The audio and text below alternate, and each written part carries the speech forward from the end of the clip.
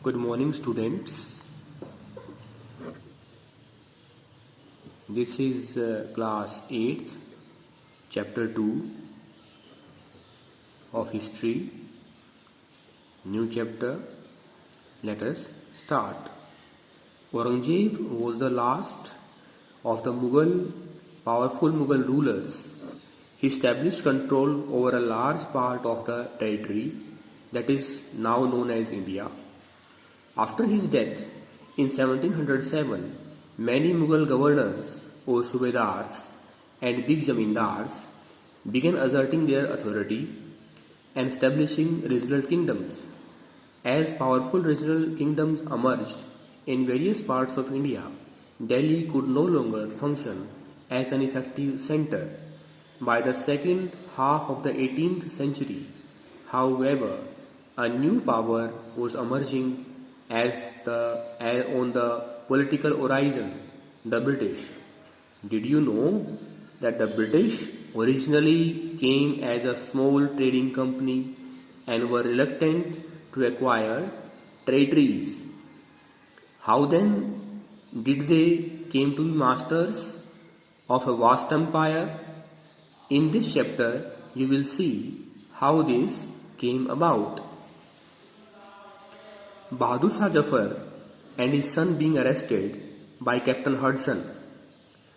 After Aurangzeb, there was no powerful Mughal ruler, but Mughal emperors continued to be symbolically important. In fact, then a massive rebellion against British rule broke out in 1857. Bahadur Shah Jafar, the Mughal emperor at the time, was seen as the natural leader. Once the revolt was put down by the company, Bahadur Shah Jafar was forced to leave the kingdom and his sons were shot in cold blood. जैसा कि title है chapter का, from trade to territory, the company establishes power.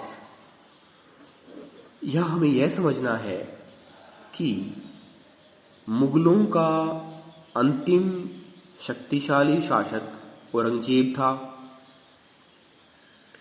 और जब औरंगजेब की मृत्यु हुई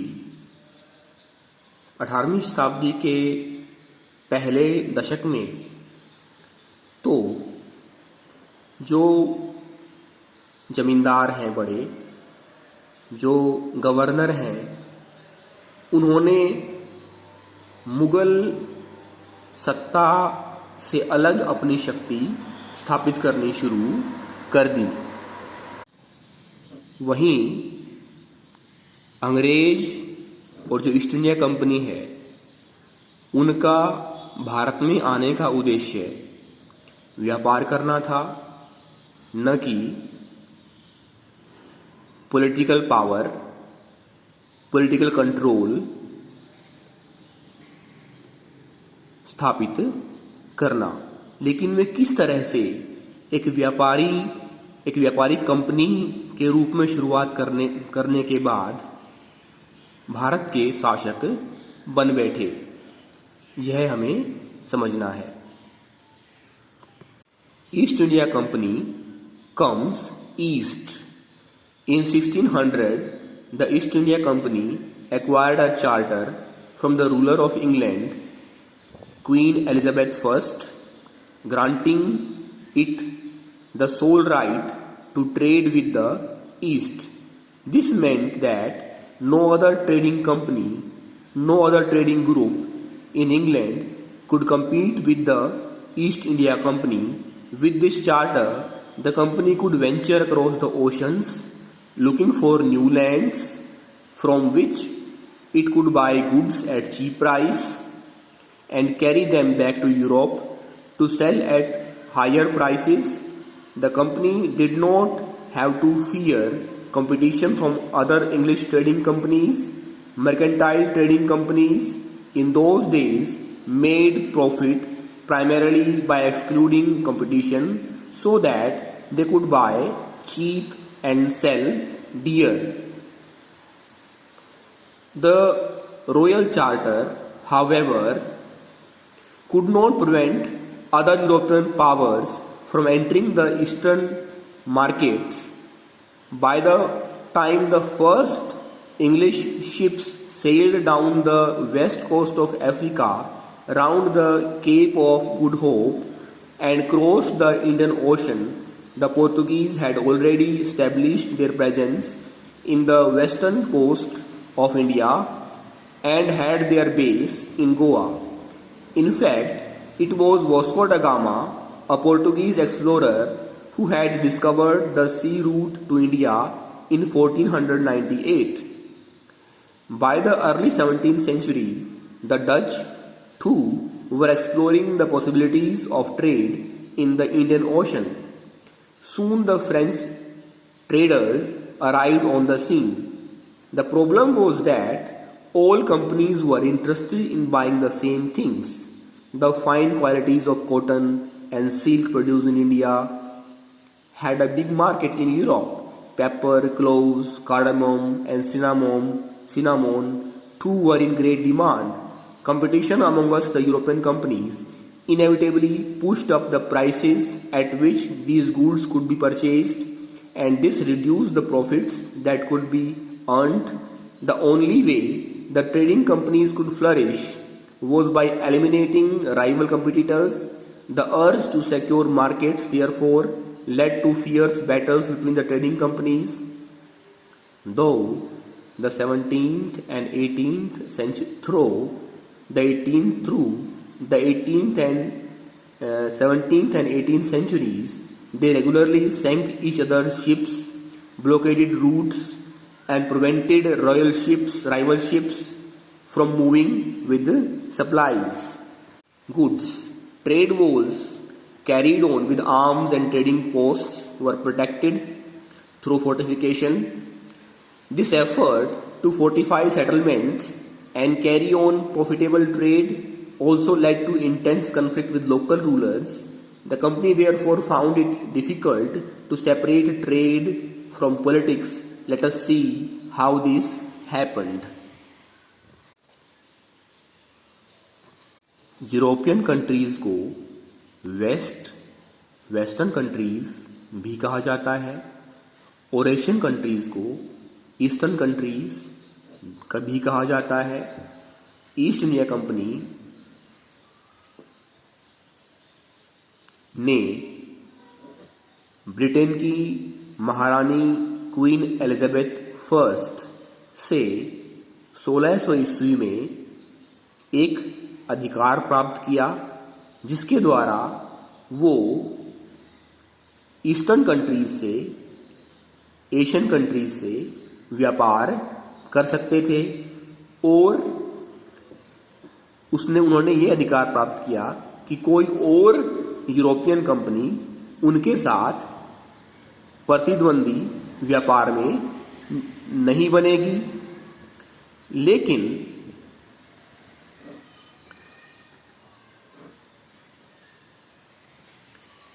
लेकिन जब तक अंग्रेज या ईस्ट इंडिया कंपनी भारत में पहुंच पाते, उससे पहले पुर्तगाली, डच और फ्रेंच भी व्यापार के लिए भारत पहुंचने के लिए तैयार थे। इनमें सबसे पहले पहुंचने वाले थे पुर्तगाली, और उनमें थे वास्को ड गामा, जो 1498 में भारत पहुंच गए थे। अब जो यूरोपियन कंपनी थी, उनका उद्देश्य था कि एशियन कंट्रीज, स्पेशली इंडिया, वहाँ से वो उन वस्तुओं को खरीदें जिनकी मांग यूरोपियन कंट्रीज में है, उन वस्तुओं को सस्ते दाम में खरीदें और यूरोप में महंगे दाम में बेचें और मुनाफा कमाएं। यह उनका उद्देश्य था। जिन वस्तुओं की यूरोप में मांग थी, उनमें सूती कपड़ा, रेशम, गरम मसाले थे। लेकिन जब एक साथ इतने European companies, Portuguese, Dutch, French, British पहुंच जाते हैं इंडिया में व्यापार के लिए और उनका उद्देश्य रेशम, सूती कपड़ा, गरम मसाले खरीदना है, तो इन वस्तुओं की मांग बढ़ जाती है और इनके दाम भी बढ़ जाते हैं। तो ये कंपनियां ज़्यादा मुनाफा कमाएं, इसके उद्देश्य से व्यापार पर एकाधिकार स्थापित करने के लिए इनमें आपस में प्रतिद्वंदिता और कॉन्फ्लिक्ट, द्वंद्व शुरू हो जाता है ताकि वो ज़्यादा मुनाफा कमा सकें। East India company begins trade in Bengal.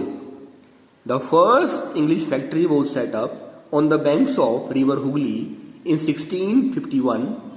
This was the base from which the company's traders, known at that time as factors, operated. The factory had a warehouse where goods for export were stored, and it had offices where company officials sat. As trade expanded, the company persuaded merchants and traders to come and settle near the factory. By 1696, it began building a fort around the settlement. 2 years later, it bribed Mughal officials into giving the company zamindari rights over 3 villages. One of these was Kalikata, which later grew into the city of Calcutta or Kolkata as it is known today.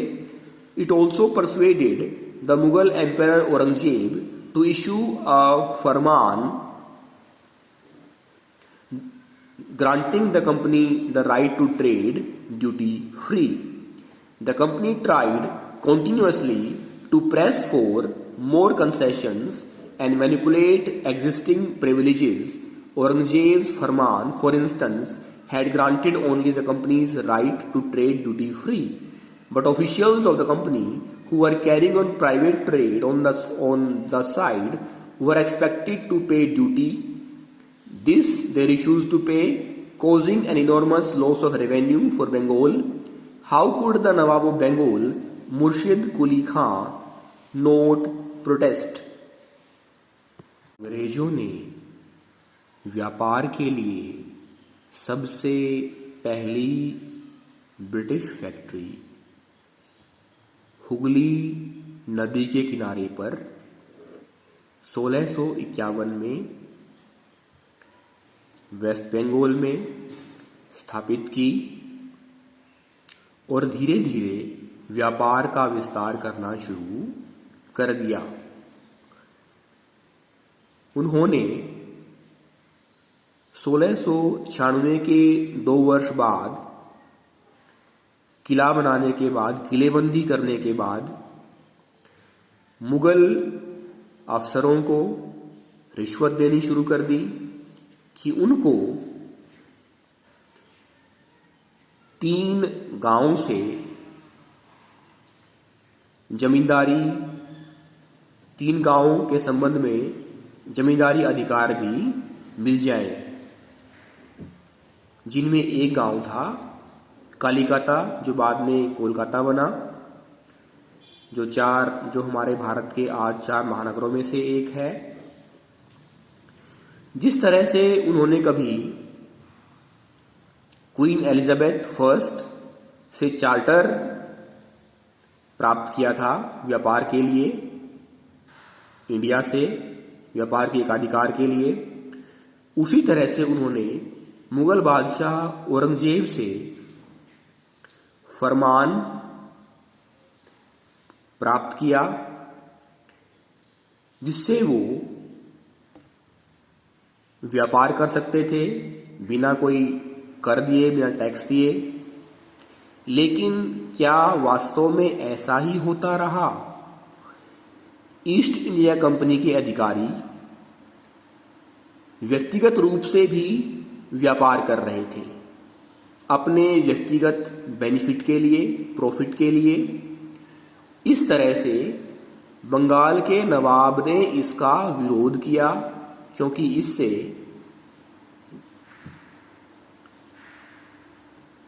Bengal को भूमि कर में खामियाजा या नुकसान भुगतना पड़ रहा था। How trade led to battles, किस तरह व्यापार से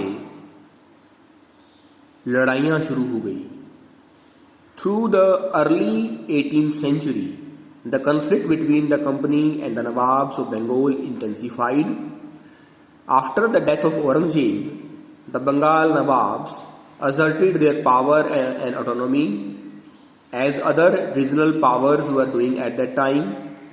Murshid Quli Khan was followed by Alivardi Khan and then Sirajud-Dowla as the Nawab of Bengal. Each one of them was a strong ruler. They refused to grant the company concessions, demanded large tributes for the company's right to trade, denied it any right to mint coins, and stopped it from extending its fortifications. Accusing the company of deceit, they claimed that the company was depriving the Bengal government of huge amounts of revenue and undermining the authority of the Nawab. It was refusing to pay taxes, writing disrespectful letters and trying to humiliate the Nawab and his officials. The company, on its part, declared that the unjust demands of the local officials were ruining the trade of the company, and the trade could flourish only if the duties were removed. It was also convinced that to expand trade, it had to enlarge its settlements, buy up villages, and rebuild its forts. The conflicts led to confrontations and finally culminated in the famous Battle of Plassey. यहाँ हमें ये समझना है कि एक company जो व्यापार के लिए भारत में आई, किस तरह से राजनीतिक सत्ता प्राप्त करने के लिए लड़ाइयों में व्यस्त हो जाती है। जहां एक और ब्रिटिश ईस्ट इंडिया कंपनी व्यापार पर एकाधिकार स्थापित करने के लिए आपसी जो व्यापारी फॉरेनर्स हैं, डच हैं, फ्रेंच हैं, पोर्टुगीज हैं, उनसे संबंध खराब हो जाते हैं, विवाद शुरू हो जाता है। वहीं भारतीय मुगल शासक औरंगजेब की मृत्यु के बाद जो शक्तिशाली नवाब थे, जो जमींदार थे, जो रीजनल पावर्स थी, जिन्होंने अपनी अलग सत्ता स्थापित करनी शुरू कर दी थी, उनमें बंगाल के नवाब भी थे, मुर्शिद कुली खां, अलीवर्दी खां और सिराजुद्दौला। उन्होंने कंपनी के व्यापार पर सवाल उठाने शुरू कर दिए। उन्होंने कहा, कंपनी के व्यापार से भूमि कर वसूलने में परेशानी आ रही है, बंगाल को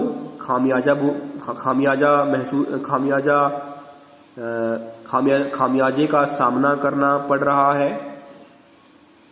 उन्होंने कंपनी पर धोखे का आरोप लगाया और कहा, अगर कंपनी को व्यापार करना है तो ड्यूटी फ्री नहीं, उसको टैक्स देना पड़ेगा, उसको कर देना पड़ेगा, जो कंपनी को मंजूर नहीं था। क्योंकि कंपनी को व्यापार करना है, व्यापार में प्रॉफिट अर्न करना है, जो तभी होगा जब वो सस्ते में व्यापार कर पाएंगी और अधिक दाम पर वस्तुओं को यूरोप में बेच पाएगी। इस तरह से स्थानीय पावर्स, नवाब्स, जमींदार्स एक तरफ और दूसरी तरफ ब्रिटिश ईस्ट इंडिया कंपनी में आपस में जो संबंध है वो धीरे धीरे खराब होते गए और उसका परिणाम हुआ पहली लड़ाई बैटल ऑफ प्लासी जो 1757 में लड़ी गई